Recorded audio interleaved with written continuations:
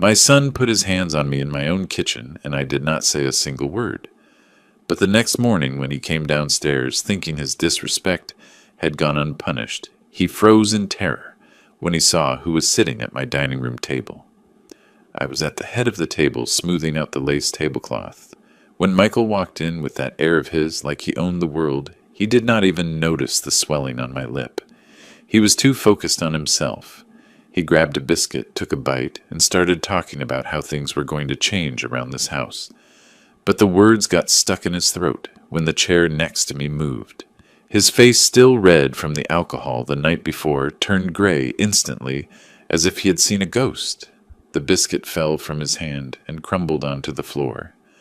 In that second he understood that my silence the night before had not been fear but a sentence.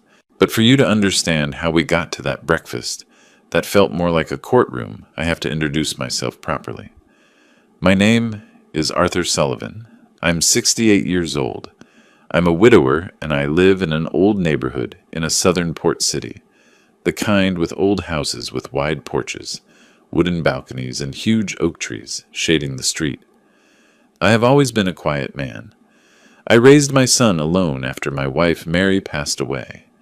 I worked whatever jobs were needed, so that Michael never lacked anything. But until about 6 hours ago, I did not know I was sleeping with the enemy under my own roof. It all happened, or maybe it all finally broke, around 3 in the morning. Michael came home. I was in the kitchen, sitting in my rocking chair, listening to a hymn on the radio, very low to calm my nerves. Outside it was raining hard, but what startled me was the sound of the key scratching in the lock, clumsy and aggressive. He stumbled in, smelling of cheap bourbon and cigarettes. I stayed quiet. He threw his keys onto the hall table, and I heard something break. It was my blue ceramic vase, the one that had belonged to my grandmother. He did not even turn his head. He came into the kitchen, and when he saw me, his rage seemed to swell even more. He started shouting, saying everything was my fault, that his life was a mess, because I cared more about the house and my old junk than about him. I stood up slowly and told him, "Son, go to bed. You're not well." That was it. That sentence was the trigger. He came at me. A 41-year-old man, strong against his own father. He grabbed me by the arms and shook me so hard I felt my teeth rattle. Then he shoved me. I flew back against the china cabinet. The hard wood hit my back and my head smacked against the glass. And it did not end there. He raised his hand and slapped me across the face. The blow sounded dry. The pain was hot and immediate. I tasted iron in my mouth. My lips split open. I did not scream. I did not cry. I stayed there, curled in a ball on the floor, looking at him. And him? He snorted. He turned around and went up the stairs, leaving his father bleeding in the kitchen. The silence that remained in the house after was heavy thick, the kind of silence that stays when something breaks, and you know it cannot be fixed. I went to the small half-bath in the hallway. I looked at myself in the little mirror and washed my face with cold water. I saw the cut on my lip, the beginning of a bruise on my cheek. In that moment, looking myself in the eyes, I did not see a victim. I saw Arthur, the man who had survived too many things to put up with this. I decided right there that this would be the last time. I went back to the kitchen, cleaned up the blood, and instead of going to bed to cry, I started cooking. It was the only thing I could do to not lose my mind. I took out the flour, the butter, the yeast. I grabbed the new set of non-stick champagne-colored baking sheets my sister Sarah had sent me. She told me they were the best, that nothing sticks to them, and they were pretty and tough, too. I used them all night. While the world slept and my son snored upstairs, I baked dozens of biscuits on those trays. Every time I kneaded the dough, I thought about what I had to do. With every golden batch that came out of the oven, my plan became clearer. I was not going to fight with shouting. I was going to use the only language Michael had forgotten: respect and the law. I set the table as if it were Christmas. Lace tablecloth, the fine china fresh coffee, everything perfect. When the clock struck 7:30, I was ready. The smell of food drifted up the stairs like bait. I knew he would come down, and I knew he would think everything was fine because a father puts up with everything, right? What he did not know was that this time the endurance came accompanied by justice. Michael came down with his face swollen from the hangover and that usual arrogance. He saw the table set and gave a crooked smile. He thought he had won. But at 8 o'clock sharp, the doorbell rang and his world started to crumble. The first batch of biscuits came out of the oven a little after 4 in the morning. The smell of butter spread through the kitchen, that smell that should mean home quiet Sunday's rest. But in that early morning it was the smell of my determination. I placed the hot tray on the rack, and the metal made a small ping in the silent house. My hands covered in flour looked like a ghost's hands. I moved with a calm that did not feel like mine, as if I had put on armor over the old man who had been on the floor hours before. While I prepared the second batch of dough, my eyes fell on something on the counter next to the sugar bowl. It was one of those modern digital frames with a black screen. Sarah gave it to me for Christmas. No more dusty albums, Arthur, she told me on the phone. I bought it online. It's beautiful. You load the photos and it plays one after another, so you remember the good times. And there it was, day and night, parading photos of my life. A loop of happy memories, a constant reminder of everything I had lost. Just when I looked at it, a photo appeared. It was Michael. He must have been about 8, standing in a fishing boat on the lake, his hair messed up by the wind, and a huge smile showing the gap where he was missing a tooth. He was holding a small fish with both hands like it was a giant trophy. Beside him was me, younger, holding the rod and laughing. And on the shore, Mary, his mother, was laying out the picnic blanket. That image hit me in the chest. I leaned against the counter, staining my shirt with flour. I closed my eyes, and I was no longer in my kitchen at 4 in the morning with a split lip. I was back in that summer of 1990 at Emerald Lake. I remembered the smell of sunscreen, damp earth, Mary's laugh echoing over the water. Michael had spent the whole morning trying to catch something so patient, so stubborn. When he finally felt the tug on the line, his shout of joy scared the birds from the trees. "Dad, I got one, I got one," he squealed. I helped him reel it in, calm, showing him how to hold the fish. "Look at that Mary," I shouted from the boat. "I think we have a fisherman in the family." The pride in my voice was one of the most beautiful things I have ever heard in myself. And Michael looked at me as if I were a superhero, with an adoration, a respect, a love that seemed indestructible. At what moment was that child lost? At what curve in the road did we derail? The frame changed photos. Now it was Michael's high school graduation, him in his blue gown and diploma in hand. Me beside him, 30 years younger, smiling like my face was going to split. He was the first in the family to go to college. Our church, New Hope Baptist, organized a party for him. Sister Helen made his favorite carrot cake with cream cheese frosting. Pastor John said a prayer from the pulpit, calling him our young scholar, an example for all. I remember sitting in that pew and feeling my chest so swollen with pride, it almost hurt. Arthur Sullivan, Mary's husband. The sisters of the church murmured proud of my boy. Our Mary did not get to see him graduate from college. She died of a massive heart attack on the docks where she worked when Michael was in his senior year. She went to work in the morning, kissed me on the cheek, and never came back. Mary's death was an earthquake that shook the foundations of the house, but we survived. I stayed strong for Michael. At the wake, he squeezed my hand so hard he left nail marks. He did not cry in front of anyone. He stood firm, serious. That night, when everyone left, he hugged me in the kitchen and broke down crying on my shoulder. "Now I am going to take care of you. Dad," he told me, "I promise. I'm going to make Mom proud of me."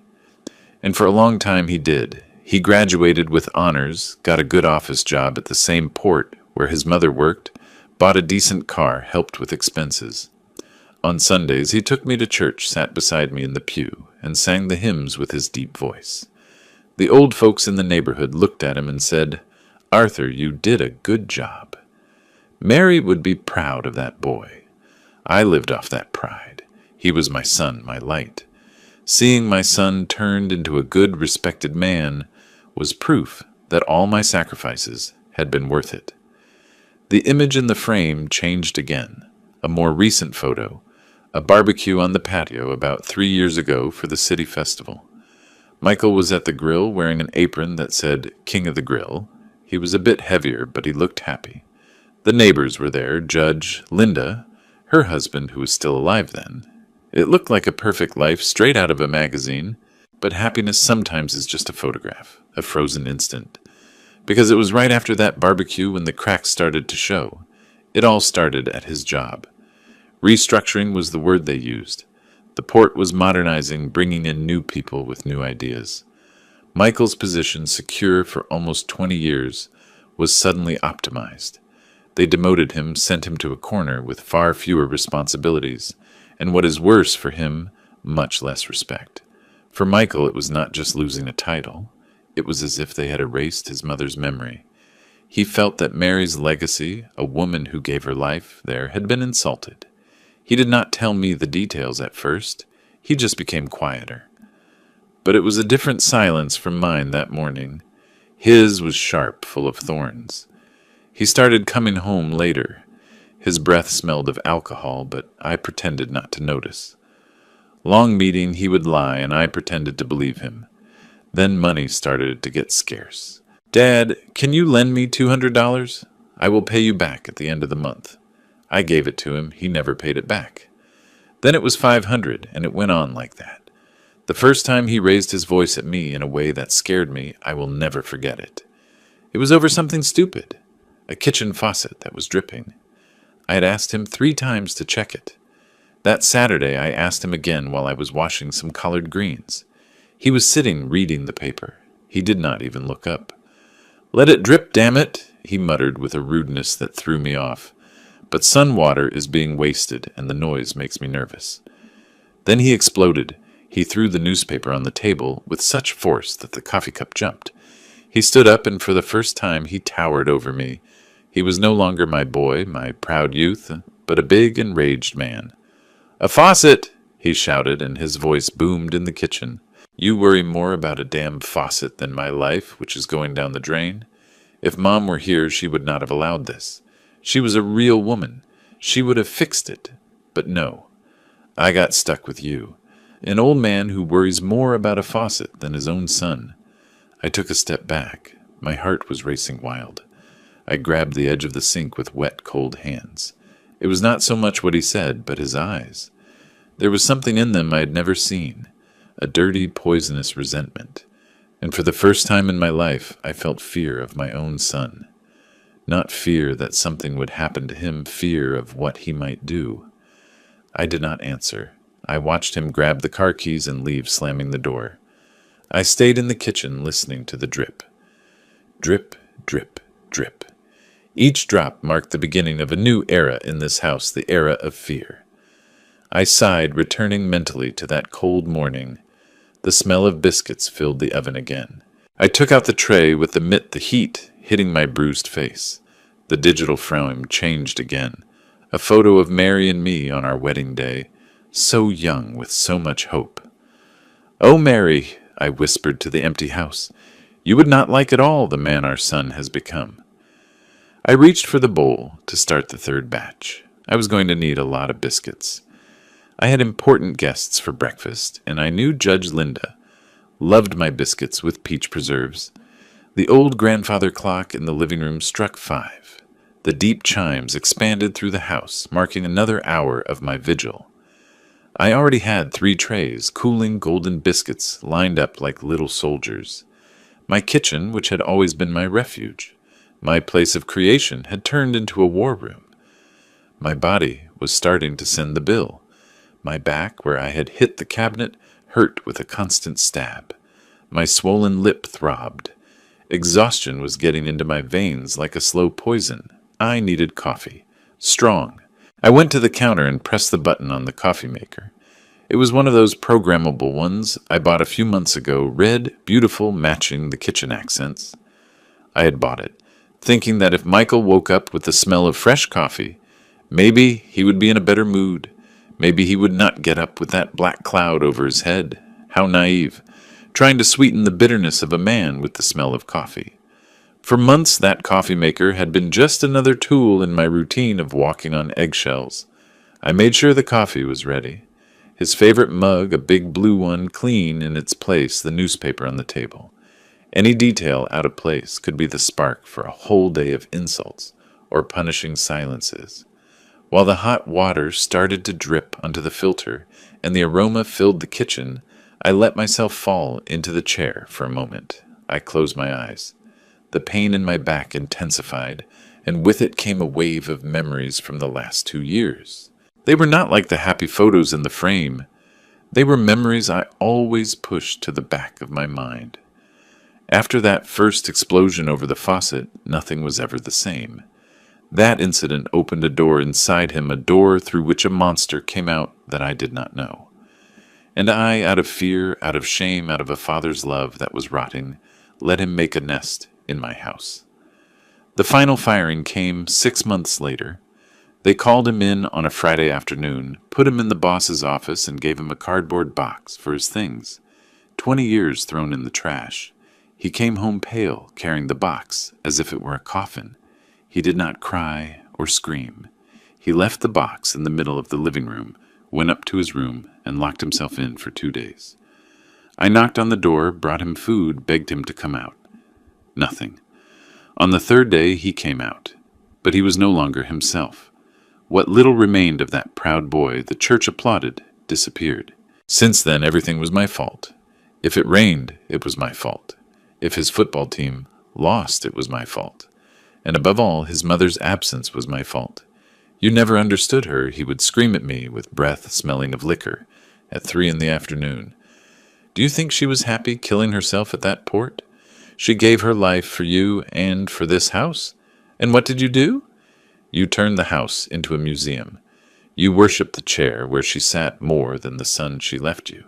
It was cruel, and it was a lie. Mary loved her job. She was proud to support us with her hands. And I loved her. I did not worship things. I took care of memories.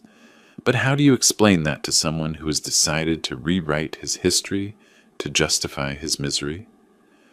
The house, once my refuge, became a battlefield. I learned to read the signs, how he slammed the car door, the sound of his steps on the porch.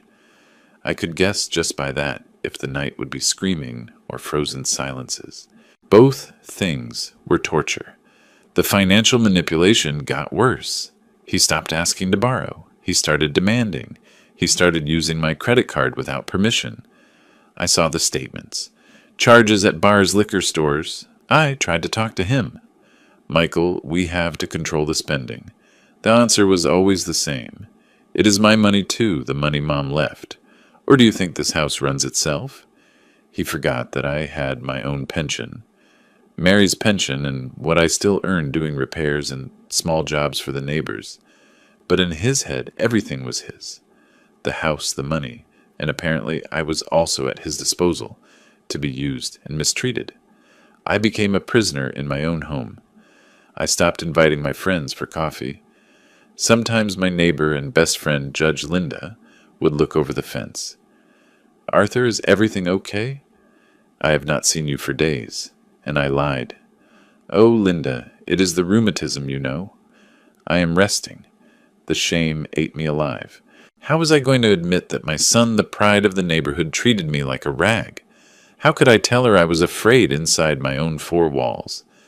I remember one night a few months ago. He came home drunk as usual, but this time he was euphoric. He had won some money at a pool game. He came into the living room where I was watching TV and flopped onto the sofa, laughing loudly. He wanted to start talking, but I was exhausted from that emotional roller coaster. I just wanted peace. Son, I am tired. I am going up to sleep, I told him, getting up. The change in his face was instant. The smile vanished. Sure, he said with venom, when I am finally in a good mood. You abandon me. But when I am down, you stand there looking at me with that martyr face as if I were a worm, right? He stood up and planted himself in front of me, blocking the way. He did not touch me, but he got so close I felt his breath. He started speaking softly, and it was worse than when he shouted. You like this, do you not, Dad? You like seeing me suffer. It makes you feel superior. The saintly widower who sacrificed everything for his ungrateful son. Is that the story you tell yourself to sleep? He spent almost 10 minutes spitting that poison at me, and I stood there pinned, shrinking inside. When he finally moved away, I went up the stairs trembling. I locked the door and sat on the bed, and for the first time in a long time, I cried. I cried in silence, pressing my face against the pillow so he would not hear. The beep of the coffee maker brought me back to the morning of the plan. The coffee was ready. I got up the pain in my back, reminding me that the violence of that night had been different. He had crossed a line. He had touched me in a fit of rage, and the slap. That slap was not just on the face. It was on the soul. I opened the cabinet and took out the good china, the set they gave me on my wedding day with little hand-painted blue flowers. I almost never used it. It was for special occasions, and I decided that this precisely was the most special occasion of my life, the day of my liberation. I set the table with almost ceremonial care. Lace tablecloth plates, silver cutlery that I had polished the week before. In a small vase, I placed a white camellia from my garden. The table was beautiful, a picture of peace and order, a perfect lie. As I placed the cups, I thought about the storm that continued outside. The rain hitting the glass, the wind howling. I felt like nature reflected my own chaos. But for the first time in a long time, I was not afraid of the storm. Not the one raging outside, nor the one sleeping upstairs. I knew that when the sun came up, my own storm was going to break for real. I looked at the clock. 5:45. I still had time. Time to bake the last batch of biscuits and make the calls that would change everything. The house was about to wake up, and Justice, believe me, was going to be served hot with coffee. It was exactly 3:15 when the key scratched in the lock. I know because the grandfather clock had just struck 3, and I had counted the 15 seconds following it, nailed to the rocking chair, wrapped in my thick navy blue flannel robe. I bought it last winter because the dampness of the port gets into my bones. That morning I clutched it against my chest, seeking warmth, some kind of protection against the cold coming from inside me. The door flew open as if it had been kicked and slammed against the hallway wall. The noise echoed in the silent house. My heart sped up. I held my breath. Michael entered a silhouette cut against the dim streetlight. The rain had soaked him through. Water dripped from his hair and coat, forming a dark puddle on the wooden floor. He looked like a wounded, nervous animal, seeking shelter from the storm. He stood still for a moment, breathing hard like he was growling, and then he moved. He took the bunch of keys from his pocket and threw it with all his strength toward the hall table. I heard the dry crunch of ceramic. My blue vase, my grandmother's. That sound was like hearing my own heart break. A dry sob rose to my throat, but I swallowed it. Crying in that moment was not only a luxury, it was dangerous. He did not even look at what he had broken. He slammed the door and came toward the kitchen. His heavy, uneven steps approached. The smell arrived first. A sour stench of cheap liquor mixed with rain and pure rage. He planted himself in the kitchen doorway, his big body filling the frame. The only light was the bulb over the stove yellow, lengthening the shadows. His eyes found me in the gloom. "What is it, Dad?" He slurred with his tongue thick from alcohol. "Sitting here in the dark like a ghost waiting to lecture me, right?" I did not move. My hands gripped the arms of the rocking chair, feeling the worn wood under my fingers. I knew from experience that any gesture could be taken as provocation. Silence was my only shield. "Answer me!" he shouted suddenly, and his voice resonated in the pots hanging on the wall. "Are you praying for my lost soul? Or are you more worried about your damn old vase that I broke?" Mentioning the vase, knowing what it meant to me, gave me a courage I did not know I had left. I stopped rocking. I stood up slowly with the little dignity I had left. My back cracked. I looked him in the eyes, searching deep down for any trace of my boy. "Michael's son," I said, and my voice came out firmer than I expected.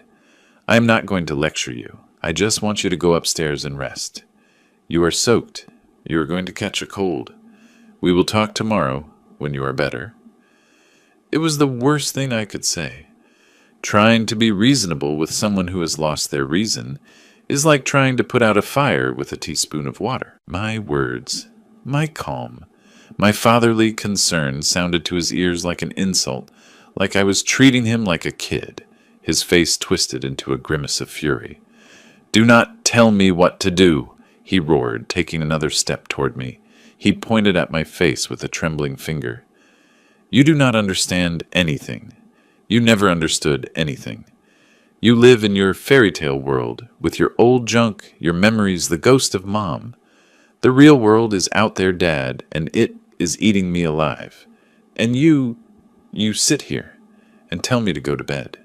It is not that, son." I started raising my hand in a sign of peace. "Shut up." The shout was so violent I flinched, and then he lunged. This time it was not a shove, it was a full-blown assault. He grabbed me by the upper arms with a strength I had never seen in him, a strength made of frustration and alcohol. His fingers dug into my thin skin like steel pincers. The pain was immediate. "Michael, stop, please," I managed to say. "You are hurting me." He was not listening. He had a lost look fixed on something only he saw. He started shaking me back and forth violently. My old body oscillated like a rag doll. My head went from side to side. My glasses flew off and fell to the floor with a little clatter. Everything became a blur. Shelves, fridge table. "You only care about things this house her," he was shouting. "I was never anything to you. I was always the burden, the failed son of the great Mary." In a moment, my feet stopped touching the floor, and he threw me. He did not push me. He threw me. I flew toward the wall where my grandmother's cabinet stood. Time slowed down. I saw the dark wood approaching slowly and at the same time too fast. I did not have time to protect myself. The impact was brutal. First my back, a dry hit against the wood. I felt like my spine was snapping. The air escaped me in a groan, and immediately my head, dragged by inertia, hit against the corner of the furniture. An explosion of white light behind my eyes, a dry crack in my skull. The world went white for a second. A sharp ringing filled my ears. I slid down the wall to the floor, my legs soft as jelly. The pain was absolute. Whips on my neck, knives in my back, burning in my arms where he had held me. I was stunned, disoriented. I tried to focus. Everything was spinning. I saw him a few steps away, chest-heaving, fists clenched. He looked at me from above with an expression I could not read. I thought, that is it. It is over now. He will realize what he has done. But no. He took another step. I shrank instinctively, raising my arms to cover myself, and his hand came open fast, violent. The slap resonated with a wet, dirty sound. He hit me full in the face. My head snapped to the side. I felt my lips split as it hit against my own teeth, and the hot, salty taste of blood filled my mouth. That was the final act. He stood there for a few seconds looking at me lying on the floor, my son, the baby I taught to walk, to talk, to pray. And I did not recognize him. The man standing before me with those eyes full of hate was a stranger, an intruder, a monster. And then, without saying a single word, as if he had finally expelled all his poison, he turned around. He left me there, bruised and bleeding on the kitchen floor, and went up the stairs. I heard his heavy steps above the creaking of the hallway. Then the slam of his door. That sound sealed his fate, and mine. The silence that fell in the kitchen after the slam was the heaviest thing I have felt in my life. It was not a quiet silence. It was a void. A silence of an explosion of after a bomb, when everything has been destroyed and the dust has not settled yet. Only the rain could be heard stubborn, and the constant ringing inside my head. I stayed on the floor, curled up with my arms around my knees, like a scared old man. And for a moment, that was exactly what I was. A 68-year-old man, alone, injured, on the floor of his own house because of the person he loved most. The tears started to fall, silent hot, sliding down my cheeks and mixing with the blood on my chin. They were not tears of anger, they were of absolute pain. Not just physical, but of betrayal. The pain of looking at the son you raised and seeing a stranger. The pain of realizing that the love you gave, the life you gave, had produced this. A man capable of raising his hand to his father. I thought of Mary. What would she say if she saw me like this? She was a sweet woman, but firm. In 30 years, she never raised her voice at me. She treated her own father as if he were made of glass. If she saw what her son had become, her heart would break all over again wherever she was. The image of my wife gave me a spark of strength. I could not stay on the floor crying. Mary would not have wanted that. My mother neither. My grandmother, who faced things I cannot even imagine, much less. I was made of something harder. I had forgotten. With a groan, I pushed myself up, holding on to the table leg. The cold wood was my anchor. Little by little, inch by inch, I got to my feet. My legs were trembling. I held on to the edge of the table, breathing deep so I would not faint. Everything was moving. When I felt a little steadier, I went leaning on the furniture to the hallway bathroom. Every step hurt. I turned on the light. I looked in the mirror. The yellow light was unforgiving. The man looking back at me was broken. My gray hair, which I always wear combed back, was messed up strands sticking to the sweat. My face, my left cheek, red, swollen, the skin around the eye darkening already into an ugly purple. My lip split, swollen with a dark scab of dried blood in the corner. I raised my hand and brushed the bruise with my fingertips. The skin burned, and touching it, I did not feel just physical pain. I felt humiliation, shame. That mark was not just a blow. It was the visible proof of my failure. The failure of a father who did not see the monster growing. The failure of a man who let fear silence him. And it was right there, looking at that mark, when the sadness started to transform into something else. Something cold, hard rage. Not Michael's hot, explosive rage. It was a cold, calculated rage. A rage that does not shout, it whispers, and what it whispered was never again. I turned on the cold water, cupped my hands, and splashed water on my face 1, 2, 3 times. It stung my lip, but it was a pain that woke me up. I washed away the blood, the sweat, the tears. I dried myself with a small towel, dabbing around the injury. I looked at myself again. The broken old man was gone. The one looking back had steel in his eyes. There was pain, a very deep one that maybe would never go away, but fear not any more. The fear had burned away with that cold rage. In its place was decision. A deadly calm, the calm of someone who has hit bottom and discovered the ground is rock, and from there can push off to rise. I thought about my options. I could do nothing. In the morning I would put on stage makeup if needed to cover the bruise. I would say I fell. Michael might come down with a repentant child's voice, teary, promising it would not happen again. I would pretend to believe him, and we would go back to the same dance, walking on broken glass until the next explosion. Until when? Until he pushed me harder? Until my head hit a corner and I did not get up? No, that option was dead and buried. I could pack a suitcase and leave. Call Sarah, ask her for shelter. Abandon my house, my memories, my life. Leave Michael there drowning in his bitterness and alcohol. But that house was mine. Mary and I paid for it with our sweat. Why did I have to run? I had done nothing wrong. I was not going to be the fugitive. I refused. Only the third option remained the hardest, the most painful. The only one that could truly save my life, and in a way who knows his too. I left the bathroom. The kitchen was still a mess. My glasses were on the floor near the rocking chair. I picked them up. One of the lenses was cracked. I put them on anyway. The crack in the glass was the perfect symbol of how I saw the world now. Everything was broken. I crossed the gloomy living room. The tick-tock of the clock sounded louder, marking the rhythm of my decision. I went to the phone, one of those old rotary ones I have on a side table, but I did not use it. I went to the kitchen and grabbed the cordless one, the one I bought a few years ago, with big lighted keys meant for old folks. I bought it because sometimes my fingers get stiff from arthritis. I never imagined how grateful I would be to have those big buttons, because in that moment my hands were shaking. Not from fear, but from a nervous determination.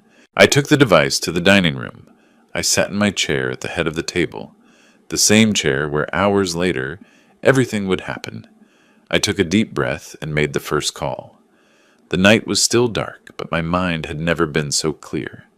My plan started to come together, piece by piece. It was not a revenge plan. It was a survival plan. I did not want to destroy my son. I wanted to stop the monster he had become, and if for that I had to break his heart and mine into 1,000 pieces, so be it. Some hearts need to break so the light can get in. I thought about the concealer I had lying around in a drawer for age spots, for dark circles. For a second I thought about using it. Then I opened the drawer, saw it, and slammed it shut. No more covering up, no more hiding. The truth, however ugly, had to be seen. Above all, Michael had to look at it straight in the light of day. The shame would no longer be just mine. From that moment, I was going to share it with him. I was sitting in the darkness of the dining room with the heavy cordless phone in my hand. The silence of the house was almost absolute, broken only by the rain and the electric hum of the refrigerator. I looked at the lighted keys. Each number seemed like a challenge. Dialing meant making it real. It meant crossing a point of no return. For a second, the father in me, the one who spent whole nights nursing fevers and helping with homework, hesitated. A weak voice whispered, "He is your son, Arthur, your only son." "How are you going to do this to him?" Then the throb in my head beat strong, and the metallic taste returned to my mouth. The doubt evaporated. That man snoring upstairs was not my boy. My boy would never have thrown me against a piece of furniture nor slapped me. That man was a dangerous stranger, and I had to protect myself. I took a breath and dialed the first number. My hands shook, but my fingers pressed firmly. The ringing tone that brrr, brrr sounded obscenely loud in the silent house. It was almost 4 a.m. I was waking up a 73-year-old retired judge. On the third ring, a sleepy but instantly alert voice answered. "Hello? Linda, it is me, Arthur. Forgive the hour, please." There was a pause. I heard her move the rustle of sheets. The sleepiness left her instantly replaced by concern. "Arthur, for God's sake, what happened? Are you okay?" "It is about Michael. Judge Linda Rivas has been my neighbor for over 40 years. We have seen our children grow up door to door. We have buried our spouses a few months apart. We have shared countless cups of coffee on the porch. But Linda is more than a friend. Before retiring, she was one of the most respected judges in the region, one of those women who faced a system made for men, and won. Her mind is sharper than any knife. Her presence commands respect in any room. If anyone could understand the mix of love and terror I carried inside, it was her. I swallowed hard. The shame burned in my throat. "I need you, Linda," I managed to say. It happened again. But this time, it was worse. I did not have to explain more. She sighed on the other end, a heavy sigh, not of surprise, but of sad confirmation. "He hurt you, Arthur." My eyes filled with tears, but my voice came out firm. "Yes, call the police," she said without hesitating. "This is not a consultation, it is an order." "I'm going to call," I answered. "But before that, I need to ask you something. I know it is a lot, but could you come for breakfast at 8 o'clock sharp?" Silence. I felt her mental gears turning. She did not ask why a breakfast in the middle of such a disaster. She understood. She understood it was not about food, but about witnesses, about authority. "I am not coming for breakfast," she said at last, with a voice hard as marble. "I am coming to hold a hearing." "Where is your son now?" "Sleeping off the drunk," I whispered. "Good," she said. "Let him sleep. Do not speak to him. Do not make noise. Just do what you have to do. I will be there at 8, and—" "Arthur?" "Yes, you are doing the right thing, the hardest thing, and the most right thing. I am proud of you." When I hung up, I felt a wave of relief, so big my knees almost buckled. I was no longer alone. The cavalry was on the way, and mine wore an impeccable linen suit and knew the Constitution by heart. I took a deep breath and dialed the second number. The police. An operator on duty answered with a tired voice. "City Police." "What is your emergency?" "It is not exactly an emergency right now," I said, trying to keep my voice calm. "My name is Arthur Sullivan. I would like to speak with Inspector Daniel Miller, if possible." "Sir, it is 4:30 in the morning. The inspector is off duty." I know I insisted with a firmness that surprised myself. "We go to the same church, New Hope Baptist. Please, I need you to locate him. It is for a case of domestic violence. I am the victim." The operator's tone changed instantly. Bureaucracy gave way to urgency. "One moment, sir." I waited with my heart pounding against my ribs. "Inspector Daniel is a good man, a deacon at the church. He has seen Michael grow up, had him in the youth group. But he is also a cop." I was not calling Brother Daniel. I was calling Inspector Miller, and I needed him to act like one. After a few minutes that felt eternal, his deep, known voice sounded on the other end, still heavy with sleep. "Brother Arthur, what is happening? Are you safe?" And for the second time that night, I had to tell it. I had to turn my shame into words. "Daniel, Michael assaulted me. He came home drunk and hit me." My voice broke on hit. I heard on the other end the sound of someone dressing quickly. "Where is he now, brother? Is he still there? Do you need me to send a patrol right now?" No, I said too fast. "He is asleep. Now I am sure. I do not want them to come now. I do not want sirens or lights waking up the whole neighborhood. I want to do it my way with dignity." I knew I was asking for something outside protocol. "I have a plan," I added. "At 8 o'clock, Judge Linda Rivas will be here. I want you to come too, Daniel. You and 2 other officers. I want you to come in, sit down, and handle it like civilized people before you take him away." Daniel sighed, torn between the rule and affection. "That is highly irregular, brother." "I know," I said. "But you know me. You know Michael. You know that if a squad car arrives with sirens blaring, he will spin out of control, he will shout, he will resist. I do not want a show. I want him to look me in the eye, to look at Judge Linda, to look at you. I want him to understand what he has done.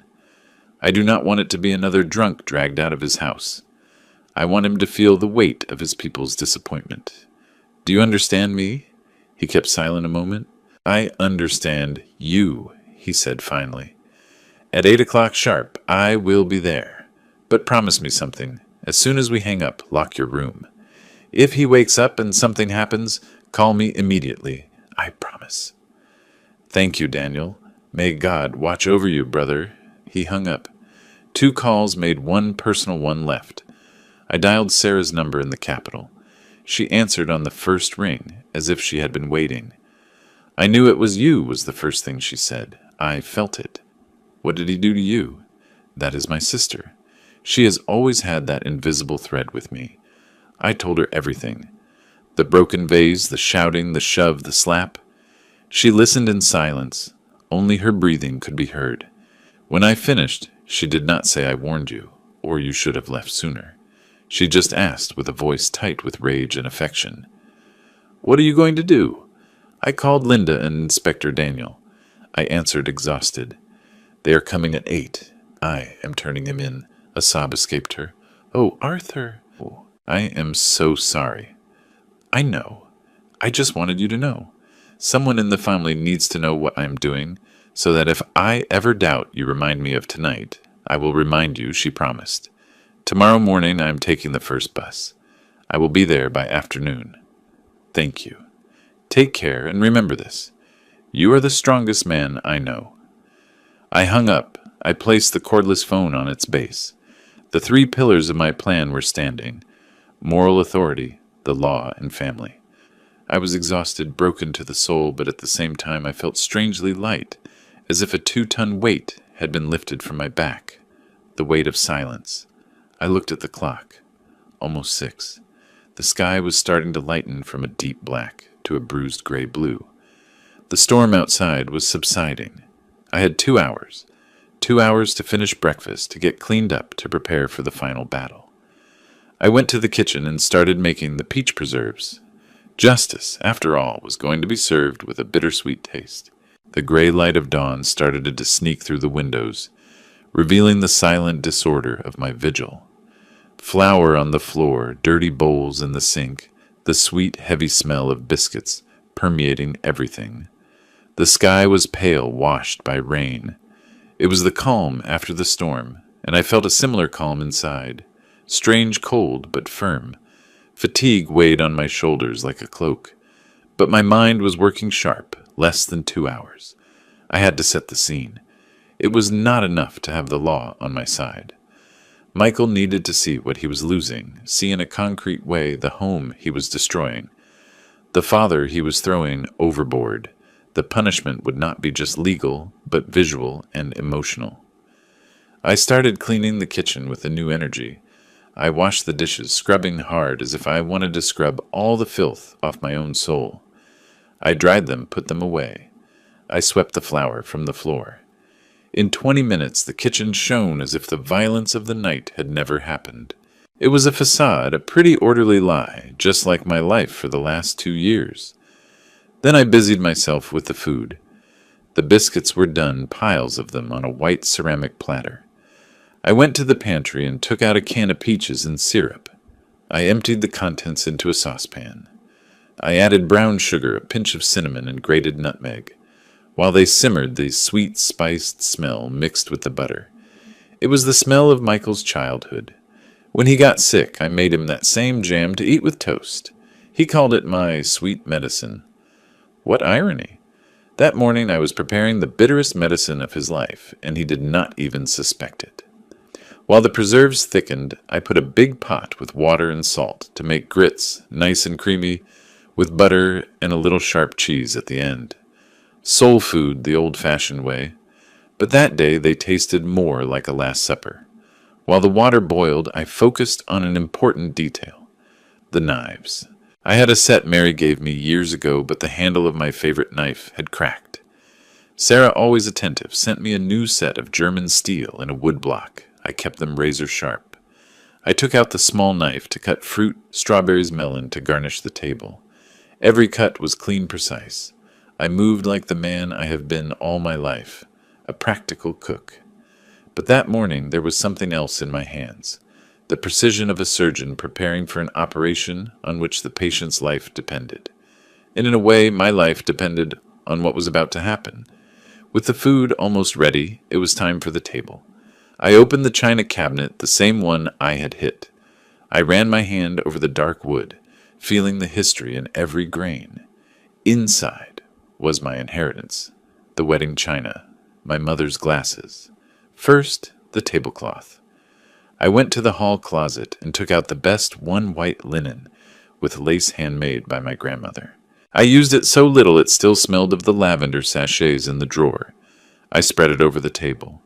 The pure white covered the wood like a canvas ready for the scene. Then the china. I took out plates, cup saucers, white with gold rim, and little blue flowers. I washed them one by one to remove the dust, dried them with a soft cloth, and set 4 places.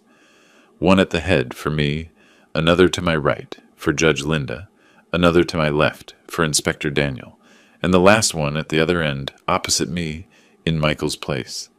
I placed the silver cutlery, the folded linen napkins, the vase with a white camellia in the center. The table looked set for a king or for a sacrifice. Sometimes the line between both is very fine. Everything was ready. The food, the table. Only I was missing. I went up the stairs. They creaked, always in the same pattern. I passed by Michael's door. I could hear him snore, that heavy snore of someone sleeping without conscience, without any idea of the earthquake coming his way. For an instant I felt a prick of pity, an almost unbearable desire to open the door, shake him and shout, "Wake up, son! Wake up before it is too late!" But I did not. I inhaled deep and continued to my room. My room was my refuge, orderly, simple, the patchwork quilt made by me, lace curtains filtering the gray light. I went into the bathroom and looked in the big mirror. The blow was worse. The bruise under the eye almost black, the lip more swollen. I needed a shower. I washed away the fear, the flour, the sweat. I turned on the hot water. I let the steam fill the bathroom. While the water ran down my bruised back, it burned, but also soothed. I tried not to think. Just feel the water, the soap. When I got out, I dried myself and went to the closet. I did not hesitate. I went to the back, where I hang the clothes I almost never use, and took out the suit. A dark suit, Sunday best, navy blue, almost black single-breasted jacket, and well-pressed trousers, white starched shirt. Elegant, sober, the kind used for church for a funeral, or as he was going to discover, for a trial. I put it on. It fit perfectly. I combed my hair back carefully. I went back to the mirror. The contrast of the dark suit with my pale skin and the bruises made the marks stand out more. And that was exactly what I wanted. I was not going to hide anything. My wounds were going to be my witnesses. I put on the lumbar support belt I had stored skin-colored discreet. I fastened it under my shirt, pulling it tight. It held my back immediately, relieving the pain of the hit against the cabinet and forcing me to stay upright. I was not going to slouch. Not that day. I looked at the clock on the nightstand, 7:40. It was almost time. I went back down. The house smelled of coffee and warm bread. I filled the porcelain pot with the fresh coffee, served the grits, in a tureen the preserves, in a glass bowl. I placed everything on the table. All perfect, dangerously perfect. I sat in my chair at the head. I smoothed my trousers over my knees. My hands were calm. My heart beat at a slow and steady rhythm. I was ready. Then I heard him. The steps upstairs, the groan of the bed, the shuffling of bare feet on the wood. I knew that ritual like a prayer. It was the sound of a hangover, of a man moving through a fog of headache and slight remorse. I remained seated, motionless, hands clasped on my lap. I was the image of serenity, a statue at the head of a war table. The bathwater started to run, a quick shower. He always did that, as if the water could wash away not only the body's dirt, but the soul's. Poor thing. His dirt was deeper. The steps resumed their path, now coming down the stairs, one step after another, heavy. I could guess which step he was on by the creak halfway through from the end in the hall. There was a pause. I knew what he was seeing. The hall table and the pieces of my blue vase on the floor. I had not picked them up. I left them on purpose so they would be the first thing he saw. I hoped it would arouse some shame in him. What I heard was not a sigh of regret, but a snort of contempt. Then the noise of the pieces being kicked toward the corner with the toe of his shoe as if they were trash. In that instant, any remnant of compassion left in me evaporated. Only the coldness of my decision remained.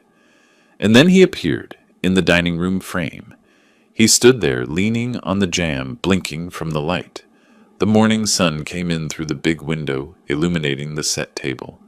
He wore wrinkled khaki pants and an old polo shirt, hair still damp, face swollen, eyes small and reddened. He had days-old stubble, giving him a neglected, defeated air. He looked at the scene, the white tablecloth, fine china, shiny silverware, steaming dishes, the smell of coffee bread and cinnamon.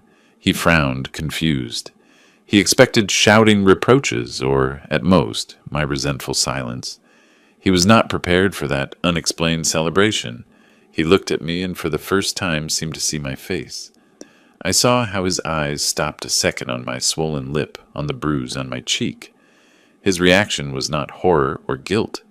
It was an almost imperceptible twitch at the corners of his mouth, a spark of satisfaction, of power. Confusion gave way to something else, arrogance. A slow, crooked smile appeared. He had interpreted everything backward. In his sick mind, that banquet was not a trap, but a peace offering, a white flag. In his head, the slap the night before had worked. Finally, he had broken me. He had put me in my place. And now, like a good submissive father, I was entertaining him, asking for forgiveness, with food. It was so absurd, so twisted, I almost would have laughed if it were not so tragic. "Well, well," he said with a hoarse voice, "quite a banquet. To what do we owe this honor?" I did not answer. I looked at him face neutral. My silence seemed to amuse him even more. He dragged the chair from the other end and let himself fall with a thud. He grabbed the linen napkin, looked at it with fake refinement, and let it fall on his legs. He reached out and took the most perfect biscuit from the basket.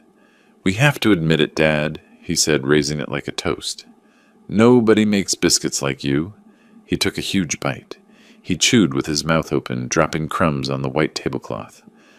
After swallowing, he pointed with the piece he had left, pointing at me with it. "That is the way." "Dad," he said, voice full of that cruel pride. "You see how, with a little discipline, things go back to their place. I am in charge here, period." His words pierced me, but I did not let it show. On the outside, I was ice. Inside, every phrase was one more nail in the coffin of my previous life. There was no remorse. There was pride. Pride in having hit me and having humiliated me. He believed violence was the answer. I looked at him from the other end. The silence stretched. He shrugged. He went to pour himself coffee. Just then the doorbell rang. Ding dong! A clear, precise, punctual sound. Michael froze, hand suspended over the coffee pot. A wrinkle of annoyance marked his forehead. "Who the hell is coming at this hour? Did you invite someone?" "Yes," I said. It was the first word I spoke that morning. My voice sounded calm, firm. "I invited them." "What?" he grunted, slamming the cup down. "I do not want to see anyone. Send them away, whoever it is." I ignored the order. I put my hands on the table. I sat up slowly and stood. I smoothed the front of my jacket. I walked without rushing down the hall. "Dad, did you not hear me?" he shouted behind me. I said, "Send them away." I did not look back. My shoes made a soft sound on the wood. I reached the door. I took a deep breath. I saw my distorted reflection in the glass. A man in dark blue face, battered, but the posture of an old king. It was the moment. I turned the knob and opened. The morning air, fresh and damp, entered the house. On the porch were the three people I expected. Judge Linda, impeccable, in a peach linen suit, pearl necklace, and a serious expression that would make any lawyer tremble. Beside her, Inspector Daniel, tall uniform, perfectly pressed cap in hand, face hard with concern and duty. Behind them, two young officers with professional, neutral expressions. I looked at Linda. She looked at my face, my lip, my eye. I saw a flash of fury in her gaze, but she controlled it in a second. She only nodded, barely. "I am here," that minimal gesture said. "Good morning, Arthur," she said with the firm voice of a judge. "Good morning, Linda." "Inspector," I responded with the same calm. "Come in." "Coffee is served." I stepped aside. They entered in silence one by one. Their mere presence filled the hall. Authority entering my house. They walked behind me toward the dining room. Michael, who had gotten up annoyed by the commotion, was in the doorway when he saw us appear. And there it was when his world came crashing down. Upon seeing the group enter, seeing Judge Linda with her courtroom bearing, seeing Daniel's uniform, and the other officers, his face came undone. The arrogance evaporated like sugar in water. It went from annoyance to confusion, and from confusion to absolute panic. The blood drained from his face. His eyes went from me to them, from them to me. He opened his mouth, but nothing came out. The hand holding the piece of biscuit went limp. The biscuit fell, hit the porcelain plate with a dry clink, rolled and crumbled on the floor. That small sound marked the end of his reign. The silence suddenly was heavy. Only the tick-tock of the clock in the living room could be heard. Every second marked Michael's agony. He was frozen, face gray, eyes wide, looking for an exit where there was none. He looked at me, and for the first time I saw a terrified question in his eyes. "Dad, what have you done?" I did not have to answer. Judge Linda did it with her actions. With a calm as elegant as it was intimidating, she took a step forward. She ignored Michael as if he were a piece of furniture. She walked to the table with a firm step. She did not sit in the spot I had set to my right. No. She went to the head opposite the chair Michael had left, empty the chair. That by right had always been mine, and Mary's the head of the family. She dragged it with a smooth movement. The sound of wood on the floor resonated in the room. She sat down. She adjusted her jacket, placed her purse on the floor, and then, yes, she looked at Michael.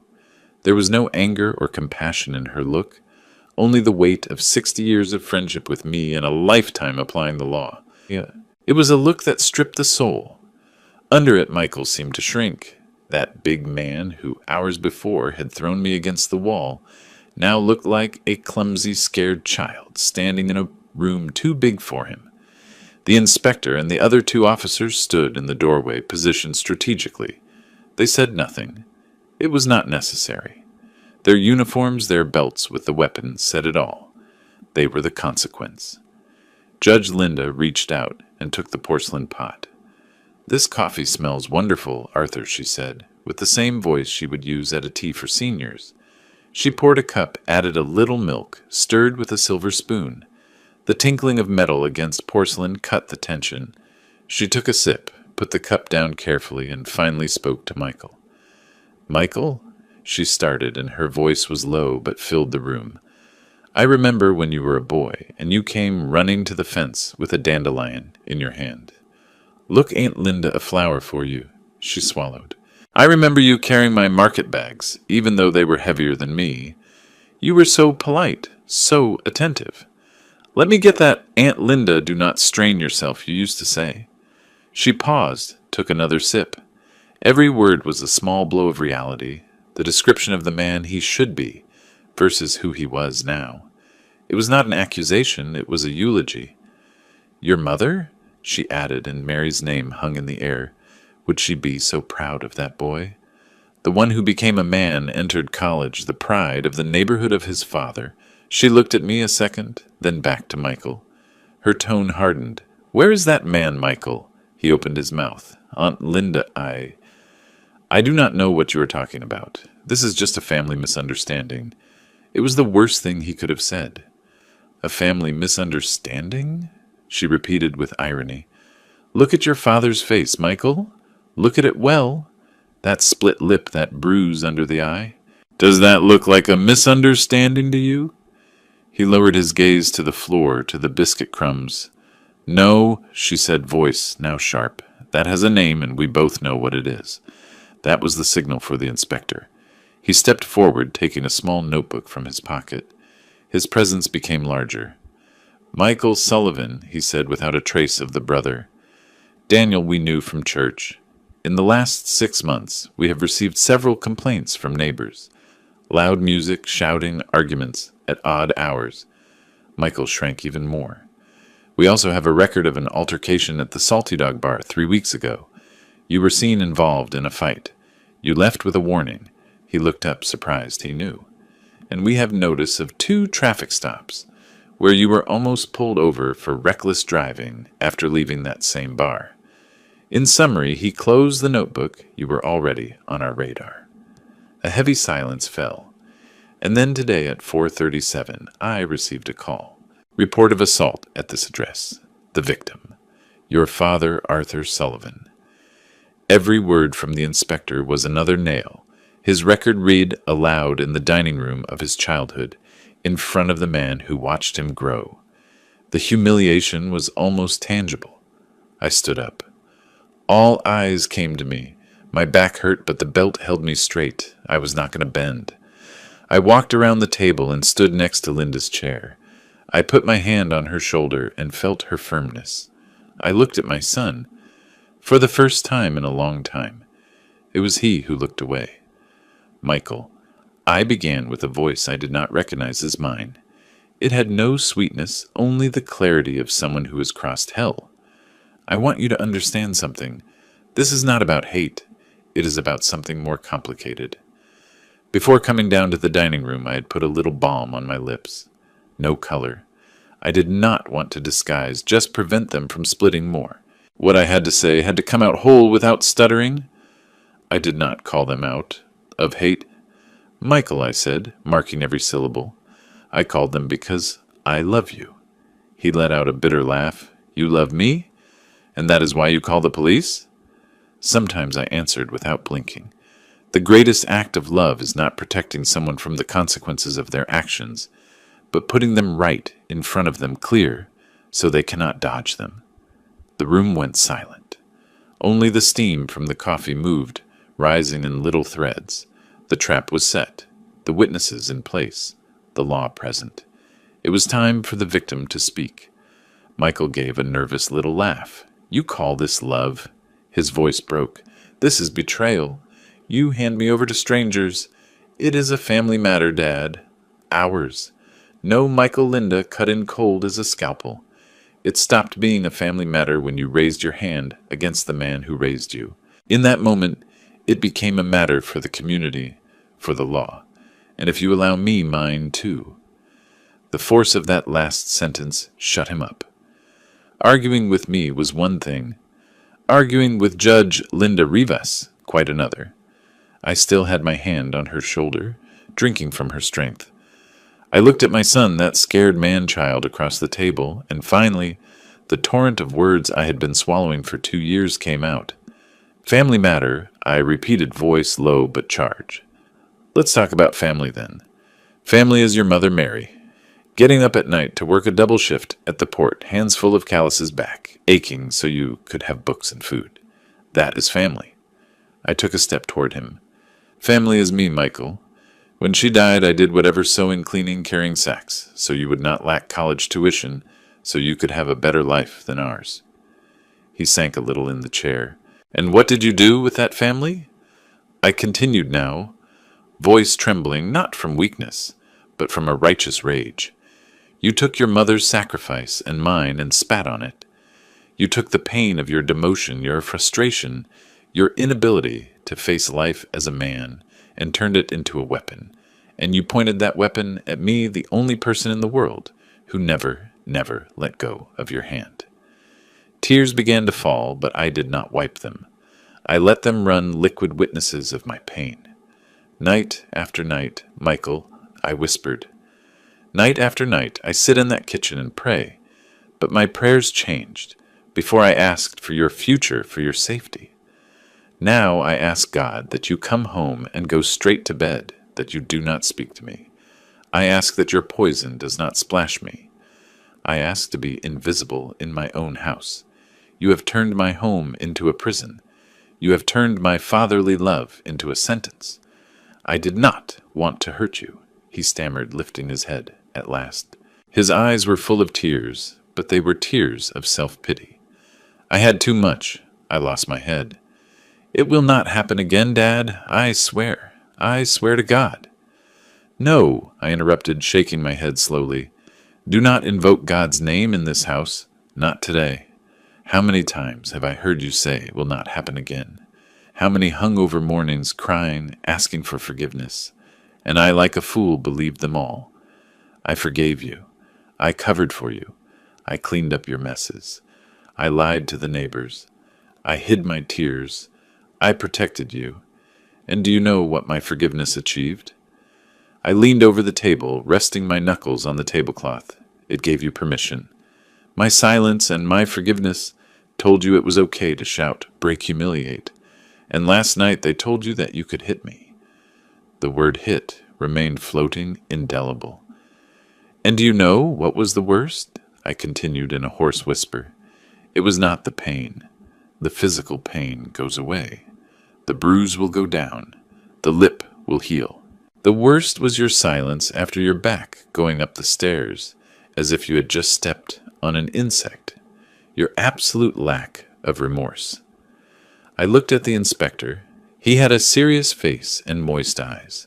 Father of 2 girls, he understood.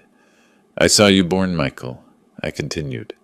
I was there when your mother screamed in pain and joy in the same room. I held you in my arms when you were still purple and crying, and I thought there was nothing in the world I would not do for you. And the love I feel for you remains the strongest thing I have. But my love does not force me to be your punching bag. My love does not force me to be an accomplice to your destruction. Protecting you from yourself at this point would be that helping you destroy yourself and take me with you. He started crying for real with a child's sobs. Dad, please do not do this. I will go to rehab, quit alcohol, go back to church, whatever you want, but do not let them take me. Please, it is a family thing. It's a family. The inspector cleared his throat. The law is clear in cases of assault, Michael, he said without hesitation. It is not something we can ignore. And what will people say? He tried, in a last desperate attempt, appealing to my shame. It was then I looked at my wristwatch, the one that was Mary's. 8:15. I turned my eyes back to him. I do not care what people say any more, I answered calmly. I have spent 2 years living, worried about that. And look where we are. From today, there are 2 things that matter to me, my life and my peace. And my peace? Michael starts with your absence from this house. I sat back in my seat. I took the napkin, placed it on my lap, and served myself some grits. I was not going to eat them. My stomach was in knots, but the gesture was symbolic. I was reclaiming my table, my life. Linda nodded. She looked at Michael, who was a mess. Your tears do not move me, boy, she said without a shred of sweetness. An abuser's tears are always for himself, never for the pain he has caused. Your father doing this is giving you the only chance you have left looking in the mirror, without excuses, without the bottle, without the shield of his easy forgiveness. He is forcing you to grow up, and that Michael is the hardest and truest act of love you will ever receive. Then she looked at the inspector and made a slight gesture. It was the gavel hitting the table. The trial was over. The sentence was coming. The inspector put away the notebook, took a step forward. The young officer positioned himself behind Michael. The air, which was already dense, became almost unbreathable. Michael Sullivan, Daniel said with official voice. Stand up, please, and put your hands behind your back. Michael's sobs cut off. He looked up with a mix of panic and disbelief. You cannot be serious, he stammered. Daniel, please, you have seen me since I was a boy. Are you going to arrest me in my house in front of my father? I am arresting you precisely for your father, he replied, and because the law compels me. Do not make this harder. The officer took a step. That movement was what broke him. He pushed the chair back with a bang and stood up suddenly, face red with rage. Do not touch me, he bellowed, pointing at the people. This is absurd. It is family business. He is my father. We argued. I lost my temper. Tell them, Dad. Tell them you do not want to press charges. Everyone in the room turned to me. It was the last open door to back out. For a second my heart shrank.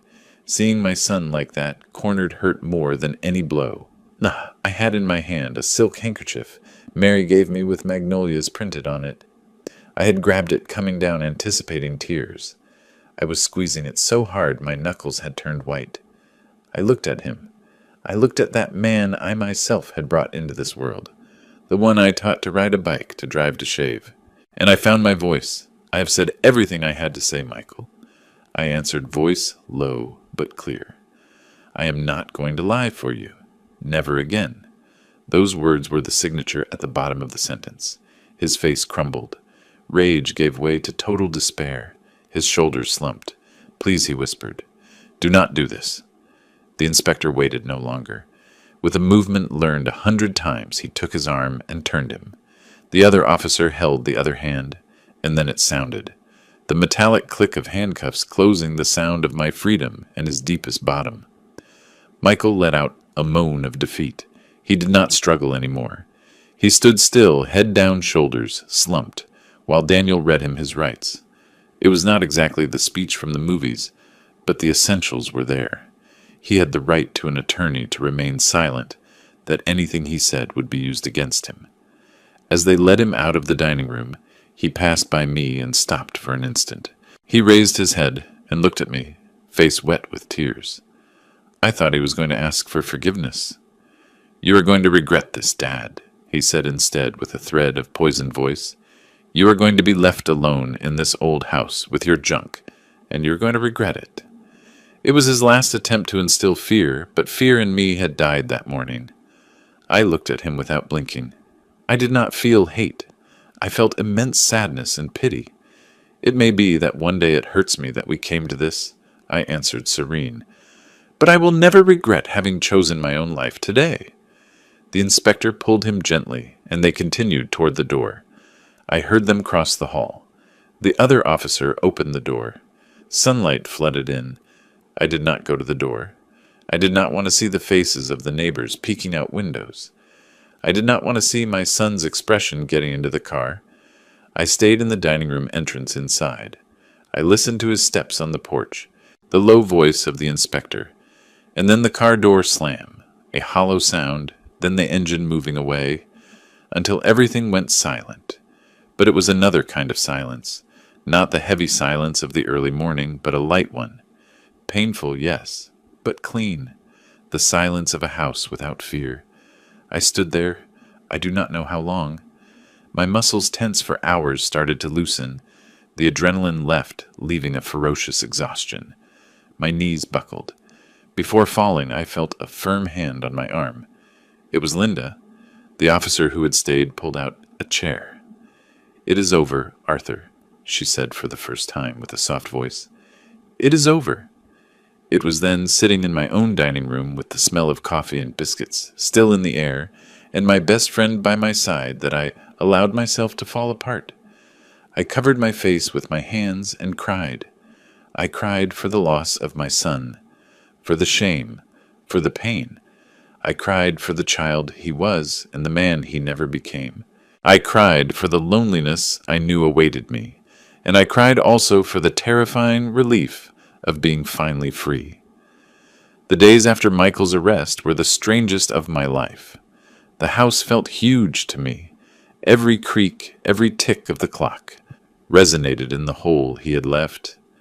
At first I expected him around every corner. I expected to hear his steps on the stairs, the TV at full volume.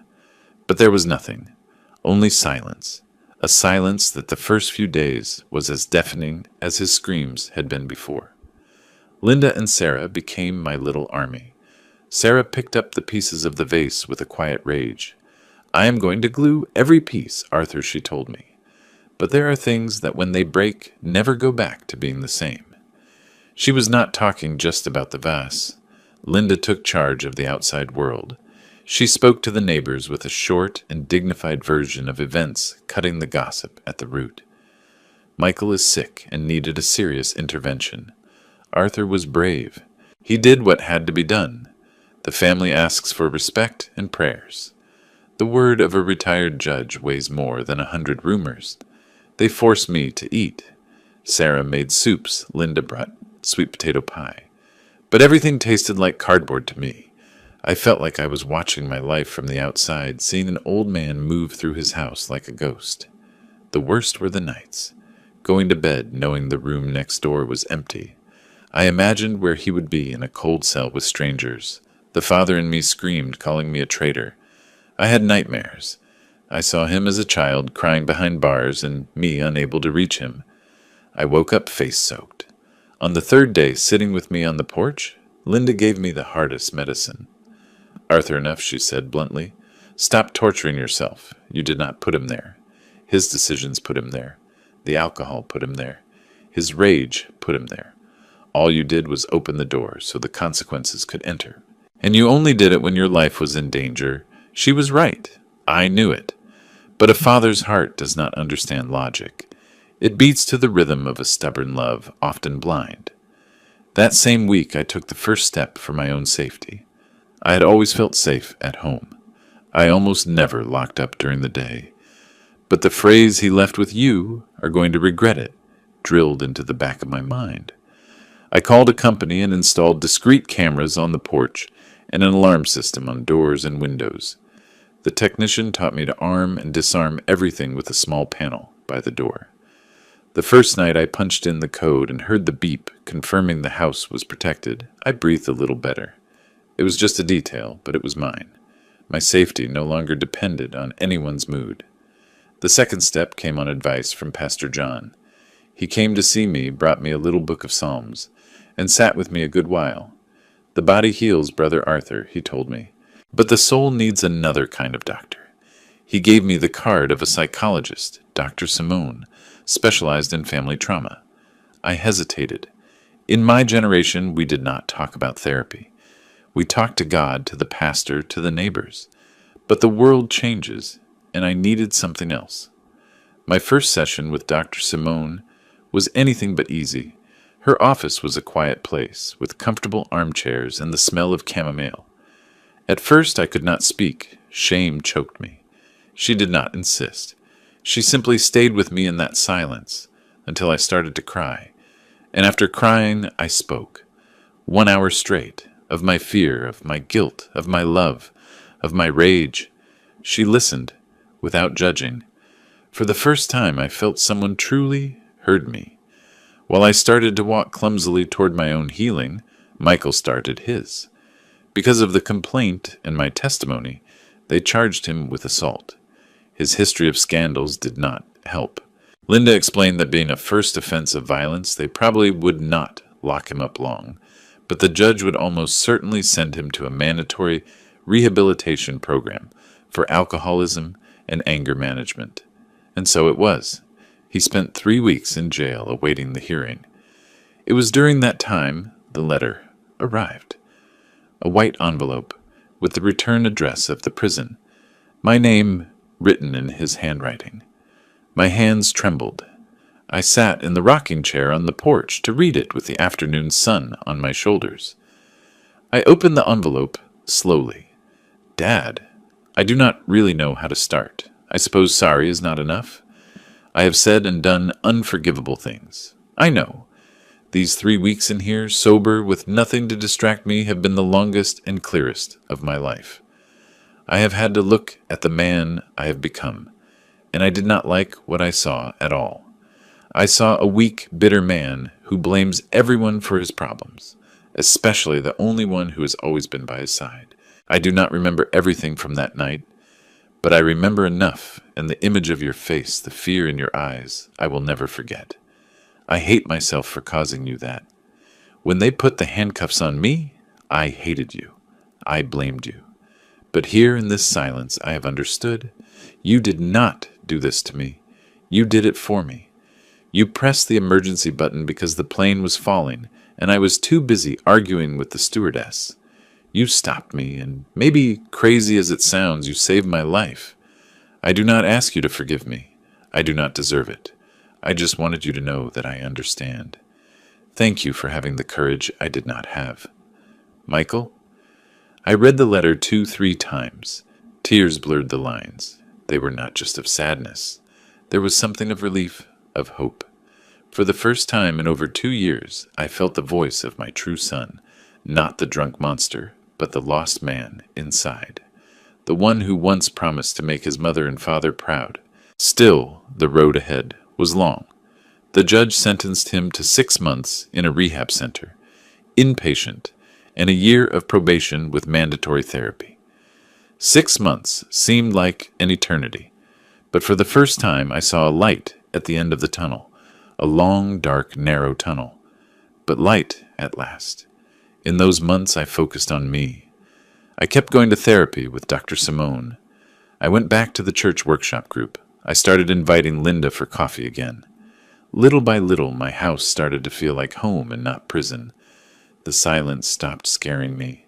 It became peace. I bought a tablet, one with a big screen. I learned to use it to read, see news, make video calls with Sarah. The world, which had shrunk to the walls of my house, started to widen again. After the 6 months, a mediator from the rehab center called. Michael had finished the program. He was sober. He was working bagging groceries at a supermarket and lived in a small apartment on the other side of town. He wanted to see me, not at home, not alone, but in a mediation session with a therapist present. My heart shrank, fear, hope, doubts, all at once. Was I ready? Did I want to see him? I looked at the living room, the afternoon sun coming in my plants, the photos. I was at peace. The question I asked myself was, am I willing to risk this peace? That question resonated a whole week. I spoke with Linda. True to her style, she was practical. Whatever you decide, let it be for you, not for him. Seeing him does not mean forgetting. Listening to him does not mean opening the door of the house. I spoke with Dr. Simone. She went to the point. What are you afraid of, Arthur? Of him or of the part of you that wants to forgive everything and pretend nothing happened? Her question pierced me. I did not fear the Michael of now sober and watched by the law. I feared myself, that infinite capacity of a father to erase, justify, minimize. It took me 7 days to decide, and in the end the answer did not come from the head, but from the heart. I had to go, not for him, for me. I needed to see with my own eyes if the change was real. I needed to close that chapter with a period, not with torn pages. The session was on a Tuesday afternoon at a community center near the clinic. A neutral place. I drove myself. My hands were gripping the wheel so tight my knuckles hurt. I wore a simple cotton shirt and dress pants. I felt like I was going to a funeral. The mediator, Mr. Perez, received me at the door. He took me to a small room with a round table and 3 chairs. There was a pitcher of water and glasses. He told me Michael was on his way. I sat back, straight bag on my lap. I waited. Every second weighed. When the door opened, the man who entered was not the monster of that night, but not the boy in the photos either. He was a stranger. He was thinner without the alcohol bloat. That showed the cheekbones he inherited from Mary, the hair short, the beard trimmed. He wore a simple shirt, ironed, and jeans. But what had changed most were the eyes. They were no longer red, injected with rage. They had a tired clarity, the look of someone who has cried a lot and had to look in the mirror. He stopped in the doorway upon seeing me. He did not smile. He only looked at me with panic and hope mixed. The mediator indicated the chair opposite me. He sat, leaving space. He explained the rules. Respect, do not interrupt. The goal was not to reconcile, but to communicate. Then he gave the floor to him. Michael clasped his hands on the table. They were trembling a little. He looked at his hands. Not me, when he started. Dad, I know I have no right to ask you for anything, not even for you to be here, he said in a low voice. But I asked for this meeting because I had to say it looking at your face. I needed you to hear it from my mouth. He took a breath and looked up. I'm sorry. I'm so sorry for the harm I did to you, the fear, the humiliation. I feel every scream, every cruel word, every night I put you through. And I regret in a way you cannot imagine having raised my hand against you. There is no excuse. It was not the alcohol, it was me. A weak, bitter, and cruel me. And I am going to spend the rest of my life repenting. Tears ran silent. He did not wipe them. In the program, he continued, they force us to look at the rubble we left behind. And my rubble is you. I almost destroyed you, Dad. And I am sorry fixes nothing, but I wanted you to know that I know what I did. I do not hide any more. The mediator looked at me. Mr. Sullivan, do you want to say something? I looked at him. I looked for falsehood theater. I did not see that. I saw a broken man looking at his own pieces. I believe you, Michael. I said at last. I believe you feel it, and I forgive you. He let out a sob, a sound of relief, so big my soul broke. But I continued, and my voice hardened. Forgiving is not forgetting. And it does not mean going back to before. That Arthur the father who covered everything for you does not exist anymore. You killed him that night. It hurt him. It showed. But I had to say it. I am your father, and I am going to love you always. But now I have to love myself more. Our relationship from today will have limits, clear ones. You have your house. I mine. You your life. I mine. We are not going to live together again. Ever. He nodded without arguing. We can see each other from time to time, have a coffee in a public place. But my house, Michael, my peace, are no longer open to your storm. You have to learn to be your own refuge. Every word weighed, but it was the most honest thing I've ever said. A year has passed. We have been taking baby steps. We kept the agreement. Every 2 weeks we meet at a coffee shop halfway, always at the same table by the window. He orders black coffee, me tea with lemon, and we share a slice of apple pie. We talk about his job, bagging groceries, about my garden, about the weather, of the past little. He continues in therapy. He goes to his Alcoholics Anonymous meetings. He has not touched a drop of alcohol since he got out. Our relationship is not the same. The blind intimacy of father and son is gone, maybe forever. In its place, something new has grown, a cautious respect, a love with borders. It is a sadder relationship, perhaps, but it is safe. And today, for me, safety is worth more than anything. Now, sitting on my porch, feeling the afternoon breeze, I finally feel peace. The house is quiet, but it is a good silence. It is my silence. My son is alive. He is sober. And at his 40-something, he is starting to be the man he should have been at 20. It took a terrible act, an immense pain to get here. I have learned that a father's love does not consist of enduring everything in silence. True love sometimes consists of drawing a line in the sand and saying, "I love you, but I love myself more, and you do not cross here." And that sometimes the family you choose to hold you up, a judge neighbor, a sister who crosses half the country, is stronger than the blood that tries to sink you. And what would you have done in my place? Do you think I did the right thing? Tell me in the comments, and tell me what city you are listening from.